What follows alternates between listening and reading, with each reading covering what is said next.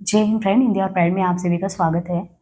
यहाँ पे देखिए हम आलोचना विधा की क्लासेस करा रहे हैं और प्रीवियस के क्लास जो हुए हैं उनमें हमने प्रमुख आलोचकों के क्लास करा दिए थे और इसके बाद आलोचना की विकास यात्रा के क्रम में हमने पिछले क्लासेस में शुक्ल से पूर्व जो प्रमुख आलोचक रहे हैं और जो आलोचना के इम्पोर्टेंट पॉइंट थे वो हमने करा दिए हैं।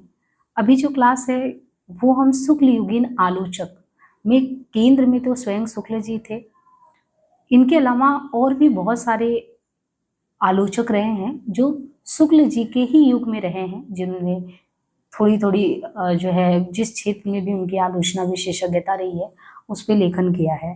तो हम उन्हीं पे बात करने वाले हैं और थोड़ा सा क्लास के शुरू में ही बता दे रहे हैं क्योंकि कई लोगों को कॉल या मैसेज आता है क्लासेस के लिए, तो 1 मिनट टाइम लेके बता दे रहे हैं। हिंदी आवर प्राइड करके अगर आप देखेंगे तो जिससे ये है उसी नाम से इस तरीके से लोगो बना है।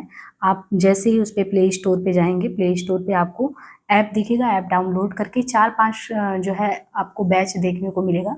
उसमें यूनिट 9 और यूनिट 10 ये 2 बैच कंप्लीट है इनका यूजीसी नेट वाले स्टूडेंट के लिए। यूनिट 3 जो है आपका साहित्य शास्त्र वाला वो अपडेट किया जा रहा है क्लासेज उसमें।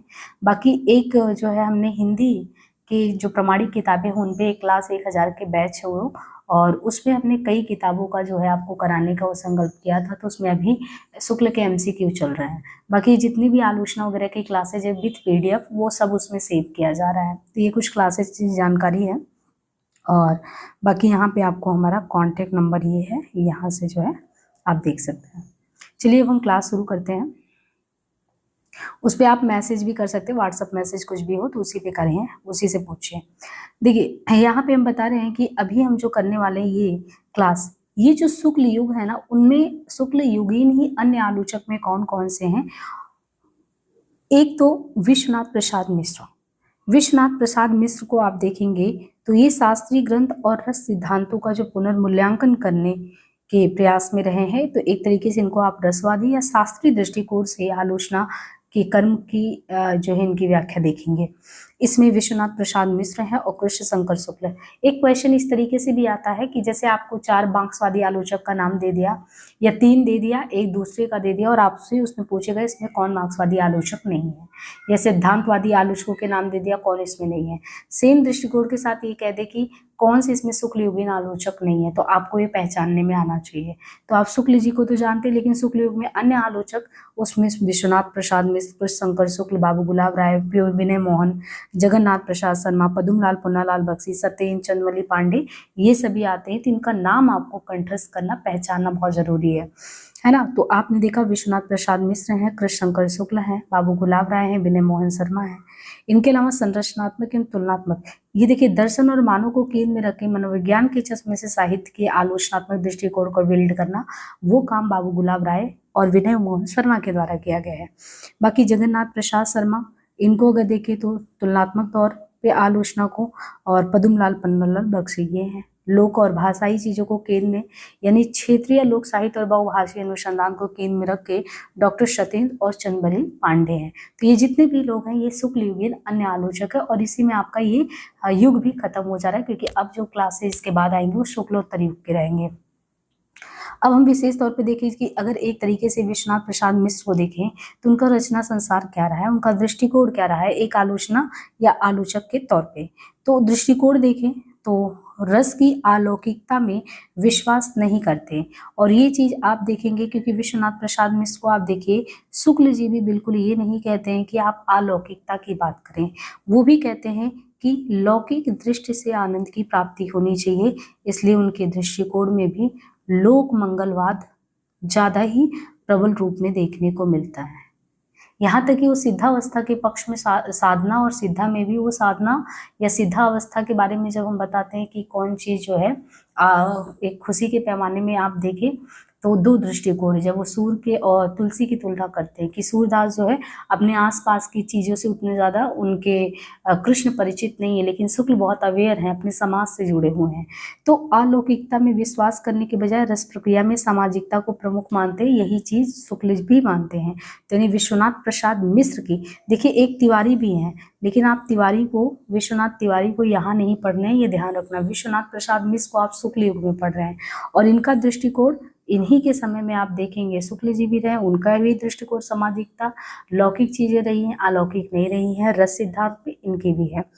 बाकी रीति काल को जब आप पढ़ते हैं, श्रृंगार काल किसने कहा, तो विश्वनाथ प्रसाद मिश्र ने ही, और बहुत ही प्रसिद्ध रहा है कि रीति काल को श्रृंगार काल नाम किसने दिया। इसे इन्होंने 3 वैज्ञानिक भागों में बांटा है, रीतिबद्ध में, रीतिमुक्त में, रीति सिद्ध में। इनकी रचना संसार की बात, एक तो हमने बताया कि ये कैसे आलोचक है, विश्वनाथ प्रसाद मिश्र रसवादी आलोचक हैं। इनके रचना संसार की बात करें तो इनके स्वतंत्र ग्रंथ में हिंदी साहित्य का अतीत 2 खंड, हिंदी नाट्य साहित्य का विकास है, वाङ्मय विमर्श है। तो ये हिंदी साहित्य का अतीत करके बहुत इंपॉर्टेंट है साहित्य के इतिहास में, और बाकी नाट्य साहित्य का विकास और वाङ्मय विमर्श पे भी लिखा। इनके अलावा जो है विश्वनाथ प्रसाद मिश्र की रचना रस मीमांसा, घनानंद कबित, बिहारी रसखान। तो एक प्रमुख आलोचक के तौर पे अपनी आलोचना धर्मिता के तहत इन्होंने रस मीमांसा, घनानंद कबित, बिहारी और रसखान लिखा है ना। तो ये इनके संपादन कार्य में आने। अब आगे देखें तो दूसरे जो लेखक हैं कृष्ण शंकर शुक्ल, रसाल, रसाल एक तरीके से उपनाम।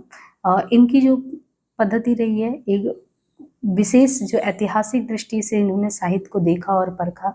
एक तो ये डीएवी कॉलेज कानपुर के प्राध्यापक भी रहे हैं, और शुक्ल जी का जैसे आप देखो विश्वनाथ प्रसाद मिश्र का, तो उन दोनों लोगों के विचारों में कुछ कॉमन निकल के आ रहा है कि सामाजिकता से जोड़ा जाए रस को, अलौकिकता के बजाय।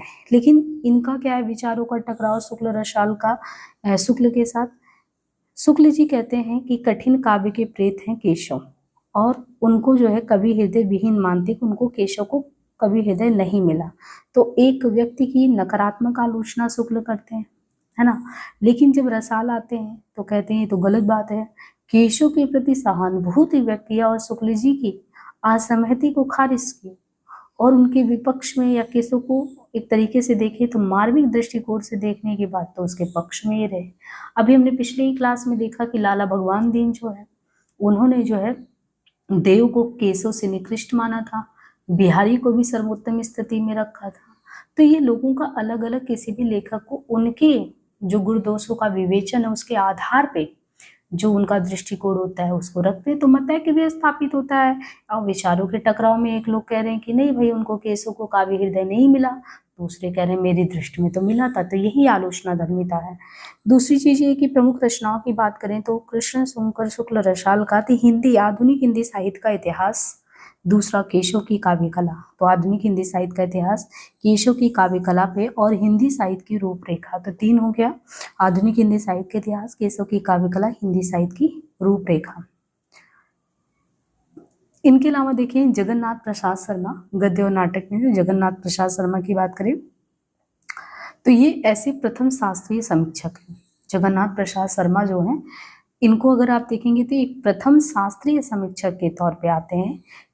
हिंदी की गद्य शैली का विकास 1930, गद्य का शिल्प कैसा होना चाहिए उस पर एक व्यवस्थित अध्ययन करने का काम जो है जगन्नाथ प्रसाद शर्मा करते हैं। दूसरा जैसे प्रसाद जी हैं, तो इनका जो रचना है प्रसाद के नाटकों का शास्त्रीय अध्ययन। तो प्रसाद के अगर देखें तो नाटक जो है उनका शास्त्रीय अध्ययन कैसे किया जाए 1943 में। जयशंकर प्रसाद है, उनके नाटकों का भारतीय और पाश्चात्य दोनों दृष्टियों से मूल्यांकन। इसीलिए तो कहा गया कि कोई अगर देखे कि शुक्ल युग में भी शास्त्रीय समीक्षक के तौर पे आता है तो वो हैं जगन्नाथ प्रसाद शर्मा, दोनों दृष्टियों से मूल्यांकन करते हैं। कहानी की रचना विधान में भी ये करते हैं। बाकी काशी हिंदी विश्वविद्यालय के हिंदी विभागाध्यक्ष के रूप में भी हिंदी समीक्षा को इन्होंने समृद्धि किया है जगन्नाथ प्रसाद। इसके बाद बाबू गुलाब राय जो है, एक तो इनका बहुत इंपॉर्टेंट है नवरस। कई बार एक एग्जाम में पूछा गया कि नवरस जो है ये रचना, आलोचना जो रचना वो किसकी है, और सन इसका 1921 है। रस सिद्धांत का सबसे पहले अगर किसी ने मनोवैज्ञानिक विवेचन किया है तो विवेचन करने वाले हैं बाबू गुलाब राय। रस का मनोवैज्ञानिक विवेचन, काव्य के रूप, सिद्धांत और अध्ययन, भारतीय एवं पाश्चात्य शास्त्र, जो भारतीय एवं पाश्चात्य काव्य शास्त्र उसका समन्वय अगर आप देखें तो बाबू गुलाब राय में काव्य के रूप, सिद्धांत और अध्ययन में। बाकी हिंदी साहित्य का सुबोध इतिहास, सरल और बोधगम्य शैली में, तो सुबोध किसने लिखा है? बाबू गुलाब राय। कई बार पूछा जाता है, तो बाबू गुलाब राय ने ही लिखा है क्या? हिंदी साहित्य का सुबोध इतिहास, सरल और बोधगम्य शैली में लिखा। नवरस इनका बहुत इंपॉर्टेंट है, सुबोध इतिहास, काव्य के सिद्धांत, सिद्धांत और अध्ययन, ये कुछ महत्वपूर्ण रचनाएं हैं। बाकी प्रबंध प्रभाकर, ठलुआ क्लब, मेरी असफलताएं, हास्य व्यंग और मनोवैज्ञानिक शैली का प्रयोग किया। तो ठलुआ क्लब, मेरी असफलताएं, ये निबंध में भी कई बार पूछे गए हैं एग्जाम में। पद्मलाल पुन्नालाल बख्शी ये कहते हैं कि मैं कथा साहित्य का आलोचक नहीं हूँ, आलोचक होने से घबराता हूँ। कौन कह रहा? पुन्नालाल बख्शी। क्योंकि मैं जब आलोचना कर रहा हूँ, तुलनात्मक आलोचना के सूत्रधार के तौर पे भी देखें तो ये कह रहे हैं मैं कथा साहित्य का तो आलोचक नहीं हूँ, क्योंकि आलोचक होने से मैं घबराता हूँ। अब देखिए, कथा साहित्य का आलोचक नहीं हूँ, फिर भी ये आलोचना कैसे एक तराजू पे तोल रहे हैं। जयशंकर प्रसाद, इनके प्रसाद के तांत्रिक क्रियाकलापों के विरुद्ध क्षोभ प्रकट करते हैं। प्रेमचंद और जैनिन, जबकि ये सब कथाकार ही रहे, तो प्रेमचंद के कथा रस की प्रशंसा की और जैनिन के पात्रों के दोहरे पाठ, मनोवैज्ञानिक द्वंद्व पर बल दिया। जैनिन ने काव्य रचनाएं, परख, सुनीता, त्याग, कल्याणी सब है। ये किशोरीलाल गोस्वामी और प्रसाद को आमने सामने रखकर तुलनात्मक आलोचना का मार्ग प्रशस्त किया इन्होंने। और बाकी बख्शी जी की विस्तृत रचना संसार में कौन सी महत्वपूर्ण रचना है उनको देखें, तो उनमें आलोचना में इन्होंने लिखा विश्व साहित्य, पुन्नालाल बख्शी ने। ये बहुत बार पूछा जाता है। हिंदी साहित्य विमर्श का समय भी ध्यान रखिए, वेरी इंपॉर्टेंट क्वेश्चन। हिंदी साहित्य विमर्श किसका है? 1924 में पद्मलाल पुन्नालाल बख्शी का। हिंदी कहानी साहित्य एवं उपन्यास साहित्य। निबंध संग्रह में देखिए तो पंचपात, पन्मान, कुछ और कुछ, और यात्रा वृत्तांत, यात्री अनंत पथ की यात्रा का रोचक वर्णन। बाकी सरस्वती के संपादक 1920 से लेकर 1927 ईस्वी तक प्रतिष्ठित पत्रिका सरस्वती का सफल संपादन कर द्विवेदी युग की परंपरा को आगे बढ़ाया है इन्होंने। तो बख्शी जी विश्व साहित्य, हिंदी साहित्य विमर्श, हिंदी कहानी साहित्य, उपन्यास साहित्य, पंचपात, पन्मान, कुछ और कुछ, यात्री। इसके बाद देखिए विनय मोहन शर्मा, काव्य शास्त्र और मनोविज्ञान का संगम इनका। तो विनय मोहन शर्मा जो है, वास्तविक नाम इनका क्या है? विनय मोहन शर्मा का सुखदेव प्रसाद तिवारी, नागपुर एवं कुरुक्षेत्र विश्वविद्यालय में हिंदी के प्राध्यापक रहे। और इनका काव्य शास्त्र को दर्शन और मनोवैज्ञानिक की कसौटी पर परखना इनके दार्शनिक आधार ये रहे। जीवन के संदर्भ में देखें, काव्य आदर्शों को सीधे जीवन की वास्तविकता के संदर्भ में देखना। बाकी व्यवहारिक मूल्यांकन के तौर पर फ्रायडवाद और मार्क्सवाद की एकांगी दृष्टि से बसते हुए संतुलित व्यवहारिक आलोचना, उदाहरण जैसे कवि प्रसाद, इनके आशु और अन्य कृतियों को। बाकी साहित्यावलोकन 1950-30 को, यही साहित्य सोच समीक्षा और साहित्य नया और पुराना।